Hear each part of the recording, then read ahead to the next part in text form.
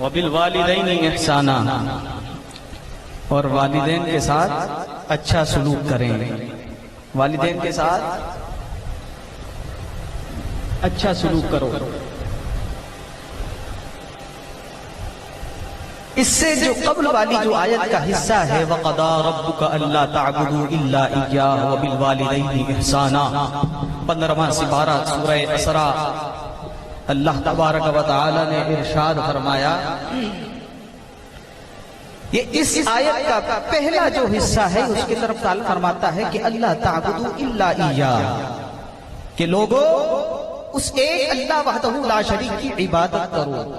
تعبدوا الا ایاہ، تمہیں حکم دیا گیا ہے وَقَضَىٰ رَبُّكَ أَلَّا تَعْبُدُوا إِلَّا إِيَّاهُ، تمہارا رب جو وَقَضَىٰ رَبُّكَ، تمہارا جو رب ہے اللہ تعبدوا الا ایاہ، کہ اس ایک رب کی تم عبادت کرو۔ اب یہاں پر بات عبادت کی ہو رہی ہے، حکم خدا بندی ہے کہ لوگوں اپنے رب کی عبادت کرو، حکم دیا جا رہا ہے۔ اب عبادت کے اندر نماز بھی شامل ہے، عبادت کے اندر قرآن کریم کی تلاوت بھی شامل ہے، عبادت کے اندر روزے بھی شامل ہو گئے، عبادت کے اندر نفل بھی شامل ہو گئے، عبادت کے اندر صدقہ جاریہ بھی شامل ہو گیا، عبادت کے اندر علماء کی زیارت بھی آ گئی، عبادت کے اندر حضرت علی کے چہرے کو دیکھنا یہ بھی آ گیا۔ تو المختصر کہ اللہ نے فرمایا کہ عبادت کرو مگر اس ایک رب کی، اللہ تعبدو، مگر اللہ تعبدو الا ایاہ۔ اب عبادت کے بعد جو ضروری مسائل ہونے تھے ان کو بیان کیا جاتا کہ لوگوں عبادت کرو لیکن مسجد میں جا کر کرو، فی البیت گھر میں کرو، زکوٰۃ دو، وَأَقِیمُوا الصَّلَاۃَ، نماز قائم کرو، زکوٰۃ ادا کرو، ترتیب یہ ہونی تھی۔ لیکن رب نے اپنے جو والدین ہیں، والدین کی اطاعت، ان کی فرما برداری، ان کی حقوق کو سمجھیے کہ رب نے اپنی اطاعت کے بعد، رب نے اپنی بندگی کا حکم دینے کے بعد فرمایا وَبِالْوَالِدَيْنِ إِحْسَانًا، اور اپنے والدین کے ساتھ حسن سلوک سے پیش آؤ۔ آج اصلاحی گفتگو ہے کہ حسن سلوک سے والدین کے ساتھ پیش آنا ہے۔ اب پیش آنا ہے، اس طرح پیش آنا ہے کہ اگر کسی کا باپ بڑھاپے کے اندر پہنچ جائے اور بیٹے سے کہے بیٹا میں بیمار ہوں، مجھے ڈاکٹر کے لے چل، مجھے دوائی دلا دے، تو بیٹا پلٹ کر وہ یہ کہے کہ ابا جی کل تو میں نے دوائی دلائی تھی، آج سلیم کی باری ہے، کل فہیم نے دلائی تھی تو فہیم کہہ رہا ہے کل وسیم کی باری ہے۔ اب باپ جب بیمار پڑا ہے، بڑھاپے کی دہلیز میں آ چکا ہے، تو اولاد ایک دوسرے پر کل وہ دلائے، کل رات کا کھانا میں نے کھلایا تھا، صبح کا ناشتہ تو کرا، صبح کا ناشتہ میں نے کھلایا تھا، اب دوپہر کو کھانا ابا کو تم دو گے، رات کو میں دوں گا۔ اب یہاں پر کھانے تقسیم ہو رہے ہیں، ٹائم باندھا جا رہا ہے۔ اب اس وقت کو تو بھی یاد کرو نا کہ جب تم تھے تو چھوٹے، وسیم، فہیم، سلیم، اگر 10 لڑکے بھی کسی والدین کے ہیں تو ان 10 لڑکوں کے اندر اس وقت کو یاد کرو جب تم تھے تو چھوٹے۔ کوئی 10 سال کا ہے تو کوئی 9 سال کا ہے تو کوئی 14 سال کا ہے، کوئی 6 سال کا ہے، کوئی 2 سال کا ہے۔ اس بوڑھے باپ نے کبھی بھی اپنی زوجہ سے یہ نہیں کہا ہوگا کہ بس میں نے تمہیں آٹا لا کر دے دیا ہے، صبح کا ناشتہ تم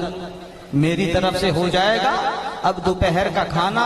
ان بچوں کو کیسے کھلانا ہے، رات کا کھانا کیسے کھلانا ہے، بس میں نے تمہیں ان بچوں کا صبح کا انتظام کرا دیا ہے، اب یہ دوپہر کا اور رات کا انتظام تمہارے ذمہ ہے، تم ان کو کھلاؤ، کیسے کھلاؤ، کیسے پلاؤ، اب یہ تمہارے معاملات ہیں۔ کبھی ان دونوں کے اندر یہ تضاد، میاں اور بیوی کے اندر یہ تضاد کبھی پیدا نہیں ہوا۔ وہ بوڑھا باپ تغاریاں اٹھاتا رہا، اینٹیں اٹھا کر تیسری منزل پر، چوتھی منزل پر 50 اینٹیں اپنی کمر پر لاد کر کمر زخمی ہو گئی، اپنے بچوں کا پیٹ پالنے کے لیے کہ یار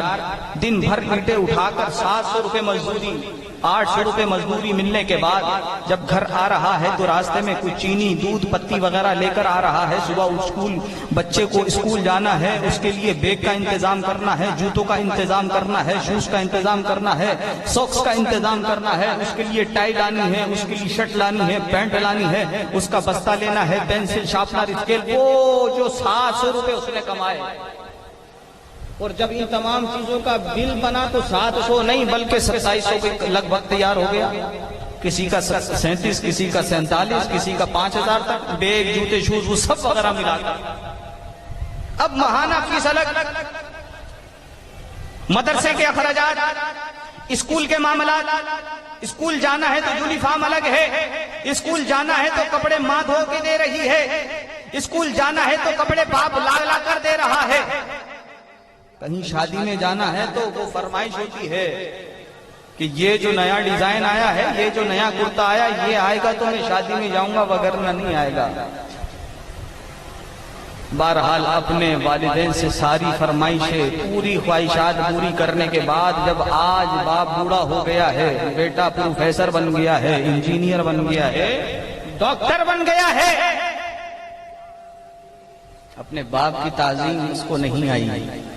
اپنی باپ کی عزت وہ نہ کر سکا. بڑے بڑے طبیبوں کو, بڑے بڑے مریضوں کا علاج اس نے کر دیا, بڑے بڑے مریضوں کا اس نے آپریشن تو کر دیا, بڑے بڑے لا علاج مریض اس کے ہاتھ سے شفا یاب تو پا گئے. اور اسی طرح اگر پروفیسر کو دیکھیں, بڑے بڑے لوگ اس کے لیکچر کو سن کر راہ راست پر تو آ گئے, بڑے بڑے لوگ اس کے کردار سے, اس کے اخلاق سے راہ راست پر تو آ گئے. لیکن اس کو سوچنا چاہیے, اس کو اپنے گھر کا محاسبہ کرنا چاہیے کہ آیا میری گفتگو سے, میرے انداز سے, میرے کردار سے, میرے کلام سے, میرے اٹھنے بیٹھنے چلنے پھرنے کھانے پینے لینے دینے زندگی کے تمام معاملات سے لوگ امپریس تو ہو رہے ہیں مجھ سے. گھر کے اندر بھی تو نظر دوڑائے کہ گھر کے اندر بھی تو نے اپنے بوڑھے باپ کو اپنے اس سارے معاملات سے امپریس کیا ہے کہ نہیں. تو نہیں ہے کہیں تیرا بوڑھا باپ بستر علالت پر پڑا ہوا ہے اور اپنی آخری سانسیں گن رہا ہے اور تجھے اس بوڑھے باپ کی فکر تک نہیں. فرمایا وبالوالدین احسانا, والدین کے ساتھ حسن سلوک سے پیش آؤ, اچھا سلوک کرو, اچھا سلوک. اللہ اکبر, یہ سوشل میڈیا کا دور ہے. آپ آئے دن ویڈیو کلپ سے دیکھنے میں آ جاتے ہیں کہ ایک لڑکا ہے, نوجوان لڑکا ہے, شادی ہوئی, بیوی آئی, گھر میں آنے کے بعد بوڑھے ماں باپ کا ہاتھ پکڑ کر گھر سے باہر نکال دیا. اب وہ بوڑھے ماں باپ فٹ پاتھ پر بیٹھ کے رو رہے ہیں. کسی نے ویڈیو بنائی, انٹرویو لیا, اس نے بتایا کہ ایسا ایسا تھا, میرے 7 بیٹے تھے, 2 بیٹیاں تھیں. اللہ اکبر, 2 بیٹیوں کا انتقال ہو گیا, 7 بیٹے, 2 دبئی میں ہے, 1 لندن میں ہے, 1 امریکہ میں ہے, 2 پاکستان میں ہے. اس طرح کر کے کہنے لگی اماں جان آپ یہاں کے, آپ کے بیٹے لندن میں ہیں, انگلینڈ میں ہیں, امریکہ میں ہیں, دبئی میں ہیں, تو آپ یہاں کیسے بیٹھے ہیں؟ ہم یہاں سے گزر رہے ہیں, صبح بھی ہم نے یہاں دیکھا, شام کو بھی آپ کو یہاں دیکھا, رات ہو گئی, اب بھی آپ یہاں بیٹھے ہیں اور آپ کے بیٹے لندن میں بیٹھے ہیں. ان بوڑھے باپ ماں باپ کی آنکھوں سے آنسو آ گئے. کہا بیٹا ہم نے مل کر اپنے 7 لڑکوں کو پالا,